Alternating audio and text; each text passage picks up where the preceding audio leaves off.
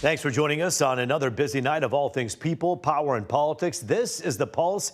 I'm Roop Raj. You know, we said this on the show last night. Your social media feed is filled with lots of so-called news, but so much of it is in that is this real or not category. Lots of confusion. That's why so many of you stop in here every day. We take that responsibility really seriously. So here now is the day in politics, all facts, the truth, whether you like it or not. We're talking tariffs tonight after the president announces another trade deal. But some automakers are a little weary about the deal with Japan.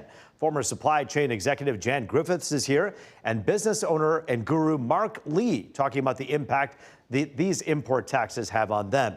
Plus, the latest in the Epstein investigation as Congress demands answers in the case. Democratic commentator Keith Johnson and conservative Jamie Rowe weigh in on what should happen next. And by the way, Keith is the former head of the Detroit Federation of Teachers and obviously has a lot to say about the cuts to the Department of Education that are being talked about. We're going to begin, though, with the Epstein investigation tonight. It has been days of demands from people on both sides of the aisle calling on the Trump administration to release files in the case. And today, the #2 person in the Justice Department, Todd Blanche, met with this woman, Epstein's former girlfriend, Ghislaine Maxwell. The Deputy Attorney General interviewed her in prison, where she's serving 20 years for helping Epstein sexually abuse underage girls. Maxwell's attorney wouldn't say if they were coming back for a second day of interviews, but did call today pretty productive. I want to thank the Deputy Attorney General for being so professional with all of us and for meeting with us. He took a full day and asked a lot of questions, and Ms. Maxwell answered every single question. She never stopped, she never invoked a privilege, she never declined to answer. She answered all the questions truthfully, honestly, and to the best of her ability. Deputy AG Blanche said earlier in the week President Trump told the department to release all credible evidence. Maxwell's attorney said there's no promises about whether she could get a pardon or see a prison term reduced, adding she's just answering questions for now. The House Oversight Committee also issued a subpoena for Maxwell to testify. That's expected to happen next month. Well, now to this. Dozens of teachers were on Capitol Hill today trying to talk to school lawmakers. They joined Senator Bernie Sanders calling for higher pay. According to the National Center for Education, nearly 20% of public elementary and secondary teachers work an additional job during the school year to make ends meet. They say low pay and burnout actually hurt morale. Sanders says it's something that needs to be talked about. It needs to be a priority. Well, some Republicans accuse them of playing politics over education. Those who proclaim great love for this country, one might think that they would be doing everything that they can be doing to improve the lives of our kids. It's a Star Wars bar of leftists that are in charge of that party. And so I think they do not know how to get back to a place where they can appeal to mainstream America. This statistic for you, according to the National Education Association, the average starting salary for a teacher in our state in Michigan is just about $41,000. That's 44th in the nation. So whether you're Republican or Democrat, perhaps we can all agree that we have to do better to help them help our kids. That's just scratching the surface. So let's pick up the pace and run through some of the other big stories we're following right now. The U.S. ended Gaza ceasefire talks early and brought its negotiating team home from Qatar. That's as President Trump's special envoy, Steve Witkoff, accuses Hamas of not showing interest to really reach a truce. Witkoff says they're considering other ways to bring hostages home, but wouldn't say what those options are. The president has pushed for an end to the nearly 2-year-long war. Both Israel and Hamas have held weeks of talks with no major breakthroughs as of now.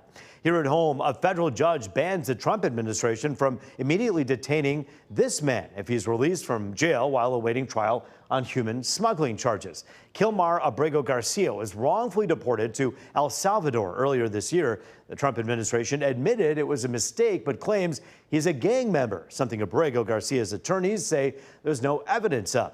The judge's order bans ICE from arresting him if he's released, something the Trump administration says it would do before deporting him once again.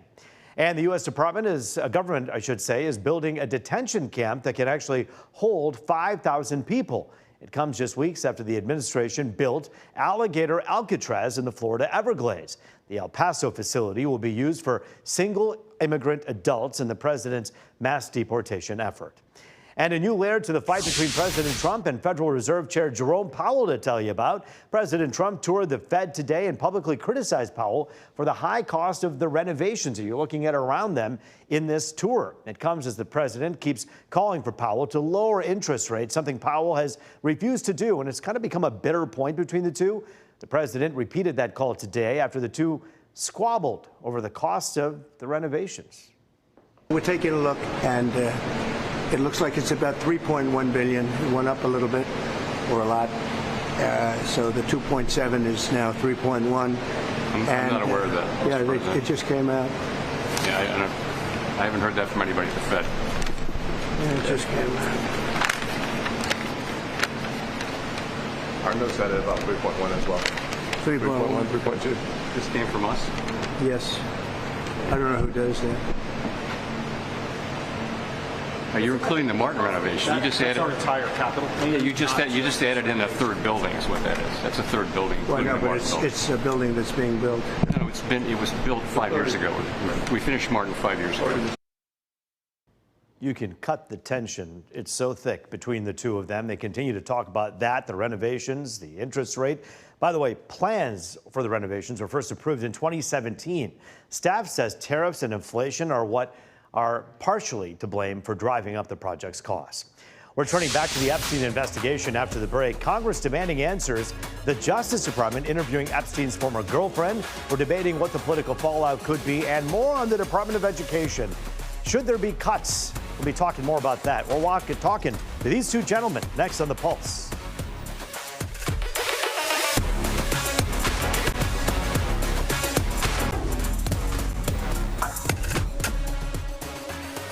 Back now on The Pulse, looking at all things people, power, and politics. Always good to be with you. Joining us now to talk about the Epstein case, tariffs, and a whole lot more, former Detroit Federation of Teachers President Keith Johnson and conservative commentator Jamie Rowe, two regulars on The Pulse, and we always thank both of you for joining us. I want to start by talking about the Department of Education, because we have someone who obviously knows a heck of a lot about it, someone who for so many years has been an educator and a name synonymous with getting it right in Detroit. The Department of Education, look, they can't do what they wanted to do, which was to eliminate the department, because you need Congress's blessing for that. But there's something called an RIF, reduction in force, that they're really working on right now. What's wrong, Keith, with returning the power of the Department of Education back to the states, in your mind? I don't think there's anything wrong with returning some of the power to the states, but I think there has to be a systems balance. There are certain services that are provided by the Department of Education that are federally mandated. And so I believe that those that are federally mandated, the federal government, in this case the Department of Education, has the responsibility of both administering and monitoring to make sure that those mandates are upheld. I think as far as the states are concerned, states are the ones who are responsible for establishing the curriculum and provide the bulk of the funding for the operation of every school in the state, not just here in Michigan, but throughout the United States. Do you think they can get it right? My question is, do they want to get it right? Because it seems to me that right now, they're more interested in this tug of war, trying to get it their way rather than doing it the right way. And when I say there, I mean whether you're sitting on the side of the administration or you're sitting on the side of the states. It's like, no, this is our domain. Well, yeah. Your domain is what we say your domain is. That's counterproductive. And in the meantime, we have a generation of children that we have the responsibility of educating, who some are going to fall through the cracks because of this, insane battle. And so, Jamie, the battle does continue. But my question to you, as someone who's a father, someone who cares deeply about this community, President Ronald Reagan first proposed getting rid of the Department of Education back in the 80s. People don't want to remember that or talk about that. They think it's a Trumpian thing. This is a Ronald Reagan thing. When you look at this, do you think the state can handle this kind of responsibility, or do you think it should be left up to the feds? I think that we would be better off without a Department of Education, since for the first 203 years of our nation's existence, we did not have one. And we had some of the best public education in the world. Since we've created the Department of Education, our numbers have slipped dramatically when compared to our global competitors. But is that correlation or causation there? I mean, does it just happen to be that way, or do you really believe that that's the reason? I think more strings and more bureaucrats, more rules to jump through, more hoops to jump through, etc., confuses how we educate our kids. I think we're much better served. The more local it's done, whether it's at the state or it's at school boards and parents, and school buildings themselves are far better places to determine than some bureaucrat in Washington, D.C. We're going to watch this one closely. By the way, right now the proposal is to cut that in half, the department, in terms of the number of staff that's there at the department in Washington. We'll keep watching this. We have a couple of other topics we want to get to. Keith, I want to ask you a little bit about what's going on with this Epstein case. This is an interesting one because so many MAGA followers out there had demanded that President Trump release these files. President Trump kind of had a rebuke for those followers, calling them weaklings when they expressed interest in seeing the files. Now we're learning that his name, there's no implication of any activity, but his name simply appeared in some of the files. How will this end in your mind? Flip a coin. Yeah. I mean, that's the most educated answer I can give you. Anyone who's followed President Trump throughout his history knows that he and Epstein had a long-standing relationship, a friendship. He was at his second wedding. He's been at a number of other, Mr. Epstein was at President Trump's second wedding. They've been in a number of social settings together. So was Bill Clinton, though, right? And so was Bill Clinton. So was Rosie O'Donnell. Oh, yeah. So I think really this is much ado about nothing. I think it really takes away from what the central focus should be, and that is on keeping our economy stable, providing the optimum opportunity for families to improve and enjoy their quality of life. Most Americans really couldn't care less about the friendship between the two unless there's some evidence that President Trump, while he was citizen Trump, engaged in some of the hellacious behaviors that Mr. Epstein was associated with, and nothing has been suggested to that fact. Nothing has been suggested to that. We should be very clear about that. There has been absolutely no mention at all of any activity that is nefarious or bad in any way, or even illegal or improper from President Trump. But when you talk about this topic in general, Jamie, what do you make of the fact that so many of the followers who are known as MAGA followers of President Trump had this need or want to hear the details, unload the files, tell us what was in it, and suddenly now they're turning the other way? Why is that? I think the main reason is because, first of all, the acts were heinous that Epstein participated in. And there has been throughout the course of this discussion rumors or innuendo of very powerful people in this country, people like Bill Gates and Tom Hanks and whoever, Bill Clinton, having gone to Epstein Island, Prince Andrew of England, having gone there. And I think that they want the powerful people who may have done these heinous acts to be exposed. And I think we will see a lot more coming out. The conversation today with Ms. Maxwell is one thing. If anybody knows everything, it's her. So I think it's going to be interesting over the next month and a half and see how this develops. But I think at the end of it all, we're going to have a whole lot more information. My question is, does the drip suddenly become a gush? Well, and the question is also how it's handled and the transparency by which all parties, Democrat, Republican, anyone in the public life should be handling this. It'll be interesting to watch. One more topic to get to with the two of you. It has to do with these trade policies. Japan just came up with a trade deal with the U.S. It's according to many, a huge success story in the Trump administration, $550 billion into the U.S. economy. Keith, is the master negotiator President Donald Trump doing a good job, or is this just a show?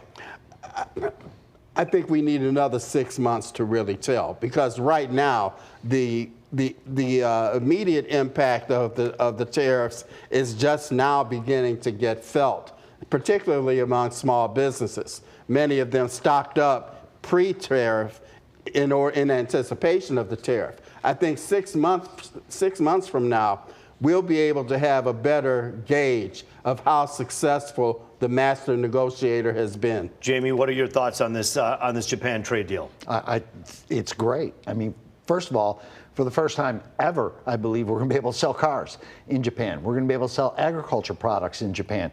We're going to be able to actually open up markets for American manufacturers and American farmers in a market that had been completely denied to us, in which is the third largest economy in the world. So I think that is huge. But also Indonesia, Vietnam, and so forth. And I think you're going to see more coming as we come down the pike. And quite frankly, what President Trump is doing is rebalancing trade, and it's long overdue. You're a smart guy, so are you, and that's why we have you on the show. But there are other smart voices that may not agree with you. In fact, on the other side of the break, we're going to be talking about some out there who say the big three may not be happy about this at all. It's been a huge part of President Trump's second term. We're talking about the tariffs, the impact it's having on our industry and businesses. We have a really good duo coming up next. You're watching The Pulse here on Fox 2.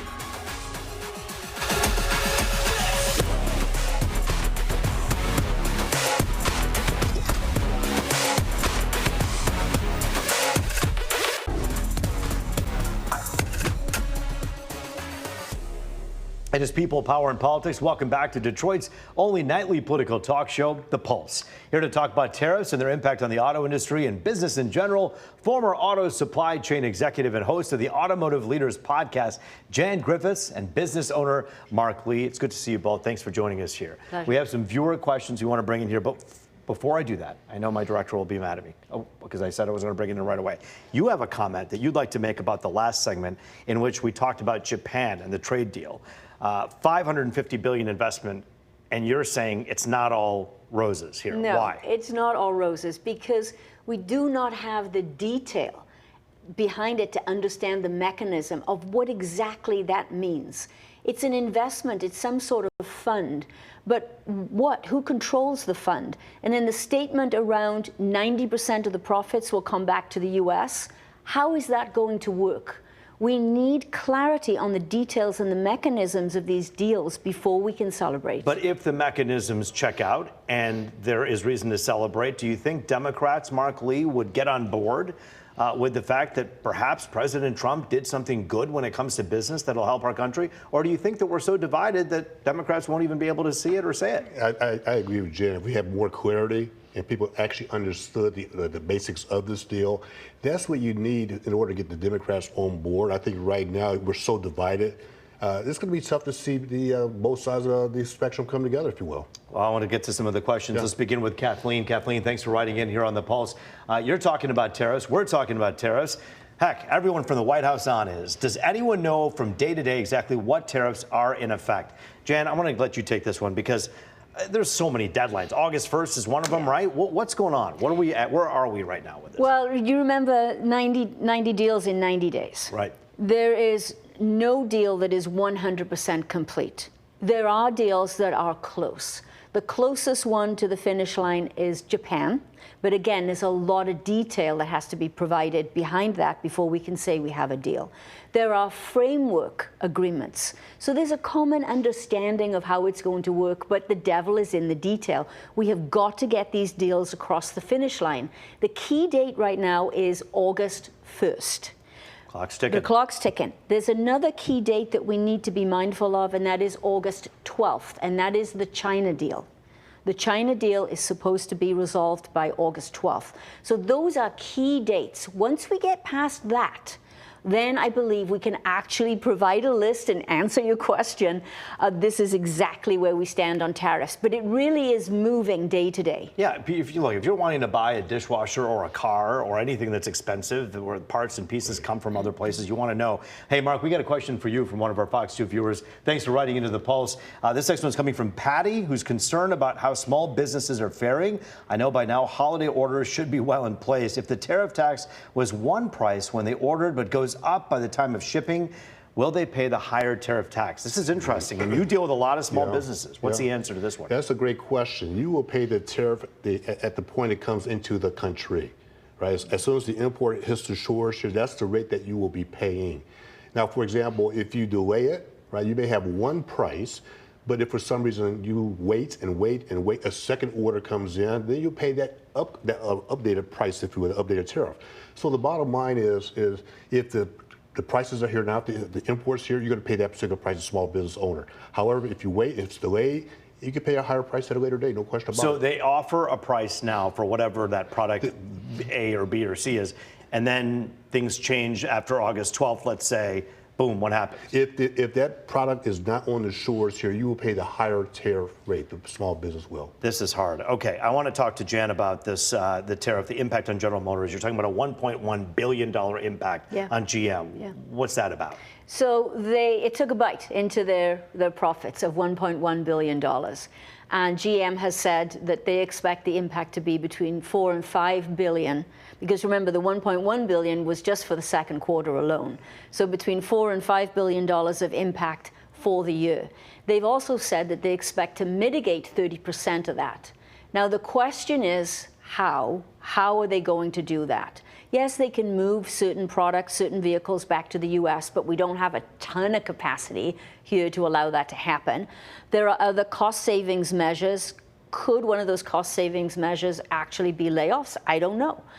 Will they squeeze the supply base? Will they negotiate with the supply base? There are many different levers that they can pull, so it'll be interesting to see how they mitigate this big number. President Trump promised when he got into office that we're going to see the most prosperous time in this country. We are 6 months in now. Yeah. Mark Lee, how are businesses faring 6 months in? They're mixed. Let's get to the chase. See, the results right now are mixed. Individual businesses might be doing okay, but I'm here to tell you that a lot of small businesses are struggling. They are concerned. They're concerned about the uncertainty. The big business that we talked about, the GMs earlier, they have the cash flow. They have cash stashed away to a certain extent. Small businesses don't have that. So essentially, again, the average small business is less than $10,000 in the bank. That's enough to get you through 2 weeks of operations. So if the tariffs come here, they are here, and you got to make a decision. Do I pass that tariff on to the customer, or do I absorb the cost? And most small businesses cannot absorb the cost. So right now, the results are very mixed. From the small business to big business, the big three right now. I bet you if Bill Ford Jr. is watching this, and his colleagues, Mary Barra and others, and of course at Stellantis, what are they saying about where we are today, would you imagine, Jan? I would think that they're saying that they are doing everything they can to try and mitigate the tariff impact to their business, but I would think that they are very, very, very concerned, particularly since we do not have a deal with our two largest trading partners, Canada and Mexico. We really need to get that one resolved quickly. And you've said there's no such thing as an 100% American-made car, so we're depending on those other countries. Dishwashers, cars, what do we do right now? What should people at home do if they want to buy that kind of stuff?